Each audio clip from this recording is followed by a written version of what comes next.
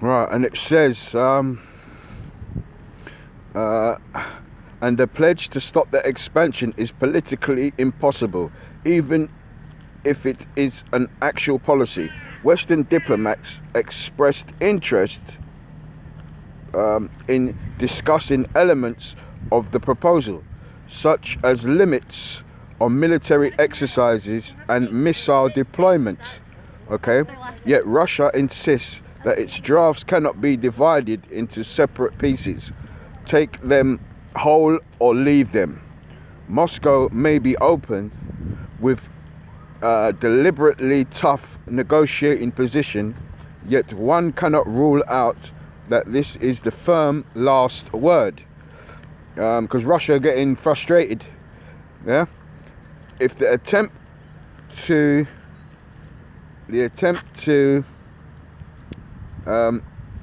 extract guarantees, right?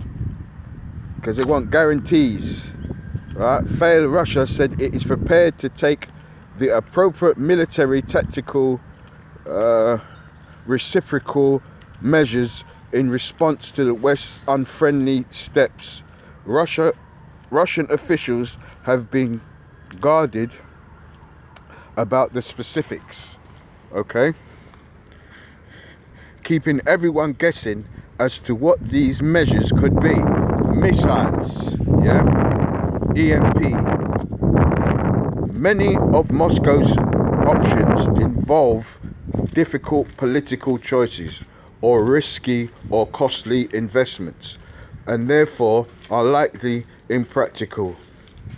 But one option, deploying an intermediate range ballistic missile that would be able to reach Europe, appears possible and dangerous, even if eventually counterproductive. It says here, speaking of things that are likely to work, Russia could certainly increase its military presence in Europe, but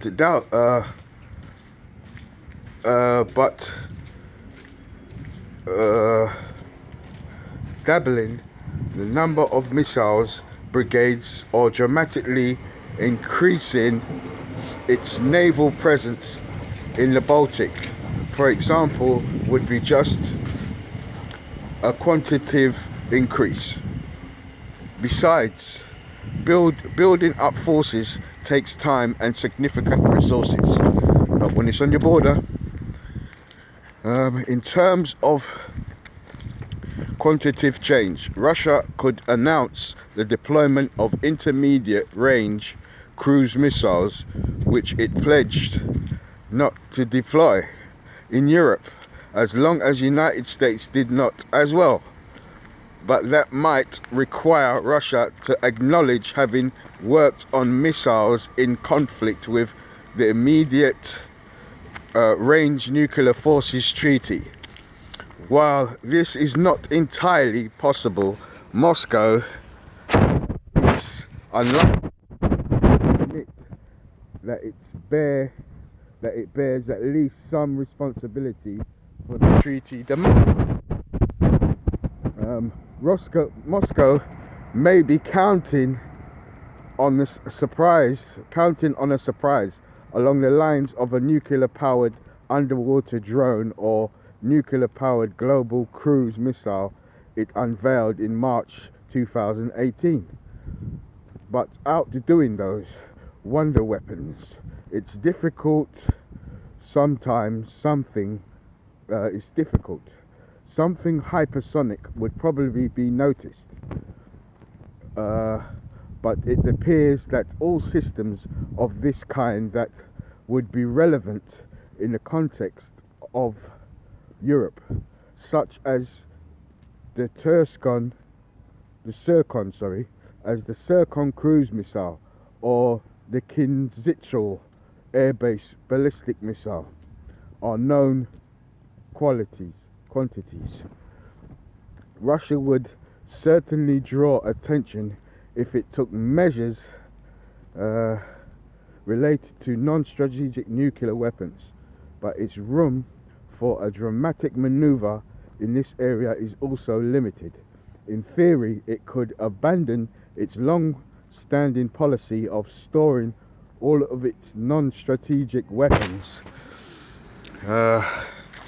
in centralized storage facilities and declare that it is moving to deploy.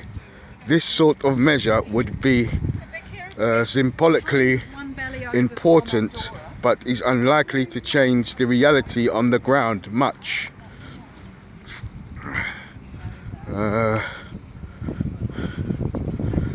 Assuming that all the country's weapons today are stored in the 12 national level facilities, such as a deployment would only mean that weapons would be sent to 20 or so base level storage sites located closer to operational units.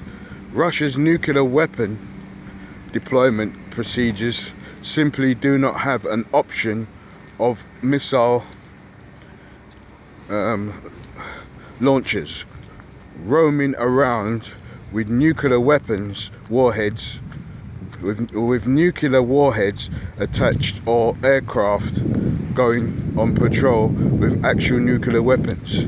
Sea-based weapons might be an exception, but the United States and NATO are likely to have taken the possibility into account anyway, so the effect of this move would be minimal.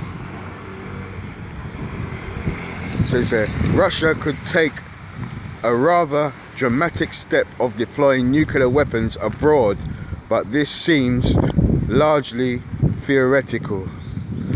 The country has always made a point that all its nuclear weapons are locked on its national territory, and urge United States to move all its weapons home as well, because nuclear war is going to kick off.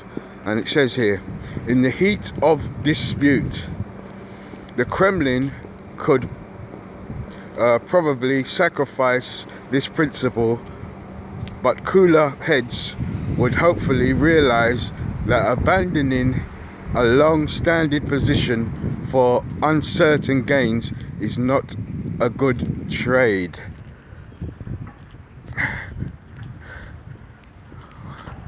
Let's see how much of this article is left. Okay. Where were we?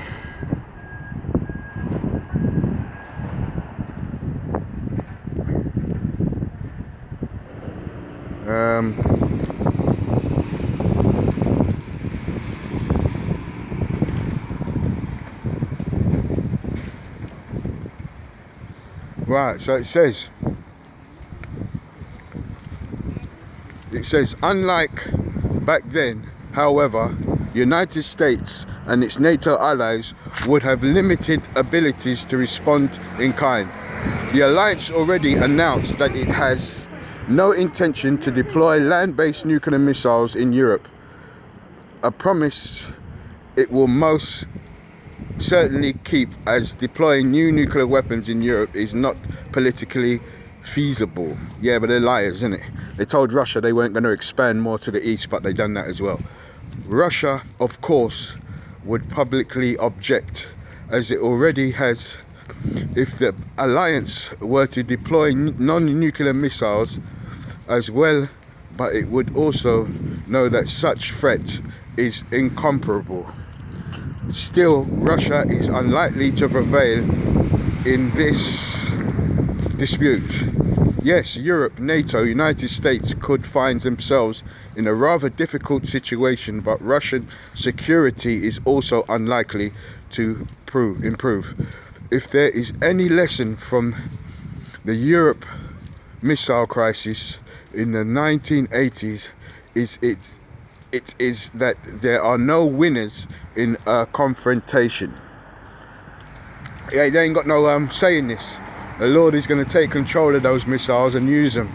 Yeah, He's going to heat up the earth and get rid of these devils, these red evil devils. Popular Western opinion suggests that the Soviet Union was brought to the negotiating table and forced to sign the INF treaty that eliminates SS-20 by the firm NATO response and the deployment of Pershing II and ground-launched cruise missiles in Europe. By this line of reason, NATO might solve the problem by reminding Russia why the Soviet Union signed the treaty in the first place. But that is a wrong reading of history. Yes, the Soviet Union did worry about perishings, but Europeans worried about them too. And about the SS-20, of course. Eliminating these missiles was not a calculation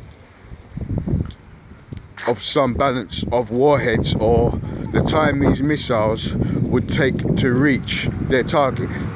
The INF treaty was a practical shared expression of the dangers of the confrontation and the willingness to leave it behind.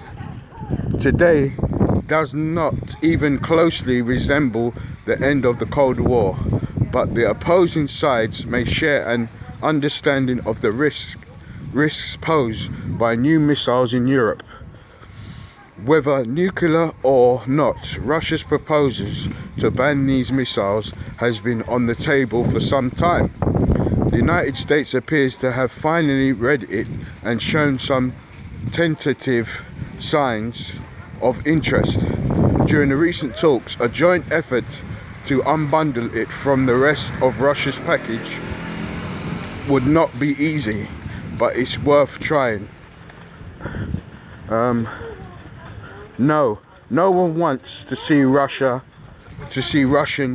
military technical measure that includes new missiles in Europe. Okay, there you have it, right? The Russian threatened a military tactical response for unmet demands, right? Because they're demanding that they get the hell out of Ukraine. They're demanding that Europe don't put no missiles in Ukraine. They're demanding that Europe don't incorporate Ukraine into NATO because it's on their doorstep, yeah? So they're gonna have to put their foot down, basically. So let's get some scripts.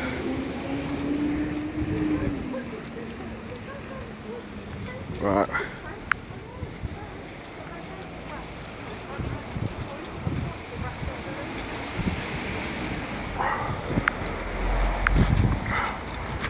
Right, let's get Ezekiel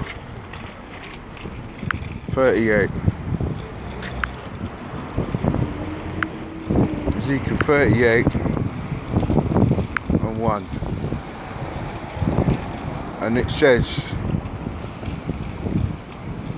this is Ezekiel 38 and 1, and it says, and the Lord said, and the word of the Lord came unto me, saying, Son of man, set thy face against Gog, the land of Magog, the chief prince of Meshech and Tubal, yeah, and prophesy against them.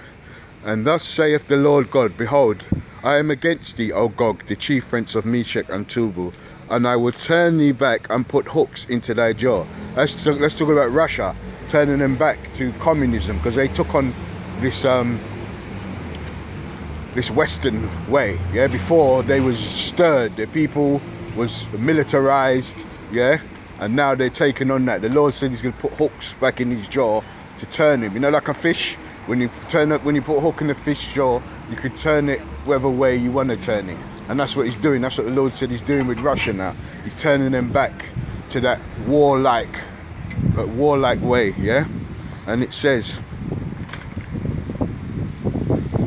and I will turn thee back and put hooks in thy jaws, and I will bring thee forth on all thine army, horses and horsemen, all of them clothed with all sorts of armor, even a great company with bucklers and shields, all of them handling swords. That means their weaponry, the Topple M, the the Sarmat, yeah, they're coming forward with all these things now. Persia, Ethiopia, Libya, with them. These are all the nations what have done a treaty with Russia, yeah. Persia are the so-called Iranians, Ethiopia, Libya, and them, all of them with shields and helmets. So they're gearing up. They're going to fight with Russia. Gomar and all his bands, the House of Togarmah of the North Quarters, and all his bands.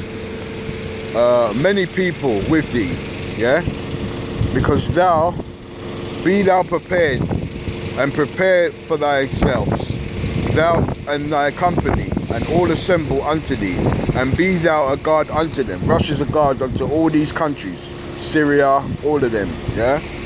After many days thou shalt be visited. In the latter years thou shalt come into the land that thou brought back from the sword, and is gathered out of many people against the mountains of Israel, which have been always waste.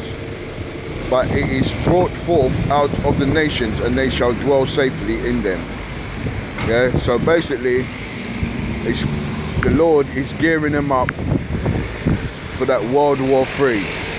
Okay, missiles. No matter what treaties, no matter what discussions they have, the Lord is going to make them fight this World War III, because it's in His hands. Did He not say? The Lord say? Did He not say, and should He not make it come to pass? The Lord is not one who renects on His word, yeah? So I'm going to say, Kal Halal, Yahweh Hashem Yahushai, Ba'ashim Kadash, double honors to the apostles and elders of Great Millstone, and salutation to the Akim pushing this word in truth and sincerity. We are nearly out of here, yeah? We are nearly out of here. World War III is on the horizon, and a lot of these people are going to burn up in nuclear war, man. And it's a great thing watching these evildoers, yeah? Shalom. Cheers, bro.